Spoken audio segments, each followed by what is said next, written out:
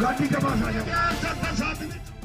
भिवानी की बिटिया को इंसाफ दिलाने के लिए अब एक ऐसा शख्स सामने आ चुका है जिसका नाम सुनने से अच्छों के हृदय की धड़कनें तेज हो जाती हैं।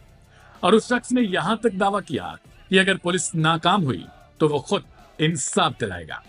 दरअसल हरियाणा के भिवानी में 19 साल की शिक्षिका मनीषा की हत्या ने पूरे राज्य को झकझोर कर रख दिया।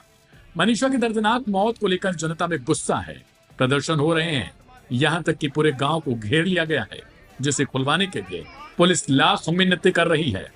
यहां तक कि इस गांव में अब इंटरनेट भी ठप हो चुका है। अब यह मामला हाई प्रोफाइल बन चुका है, लेकिन अब इस केस में एक और खतरनाक मोड़ आ चुका है।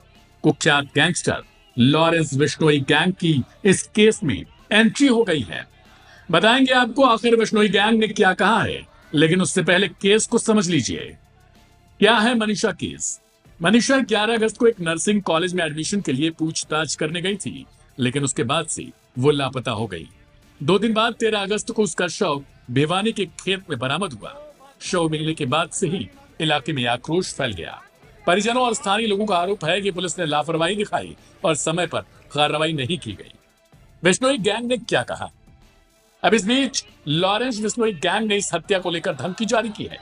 बिश्नोई गैंग ने कथित तौर से सोशल मीडिया पर एक पोस्ट वायरल की, जिसमें गोल्डी ढिल्लों और लॉरेंस बिश्नोई के हवाले से लिखा गया, अगर हरियाणा पुलिस इंसाफ नहीं दिला पाई तो हम खुद कातिल को मौत के घाट उतार देंगे। इस बयान ने पूरे मामले को और भी पेचीदा बना दिया है। कहां है इस वक्त लॉरेंस बिश्नोई? गौरतलब है कि लॉरेंस बिश्नोई इस समय जेल में है और उसका खास सहयोगी गोल्डी ढिल्लों कनाडा में बैठकर गैंग को ऑपरेट कर रहा है। यही नहीं, उसी पोस्ट में गोल्डी ढिल्लों ने कनाडा के ब्रैम्पटन में सोनू छटा की हत्या की भी जिम्मेदारी ली।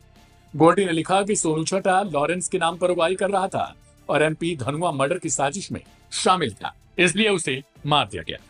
कब कब चर्चा में रहा लॉरेंस बिश्नोई।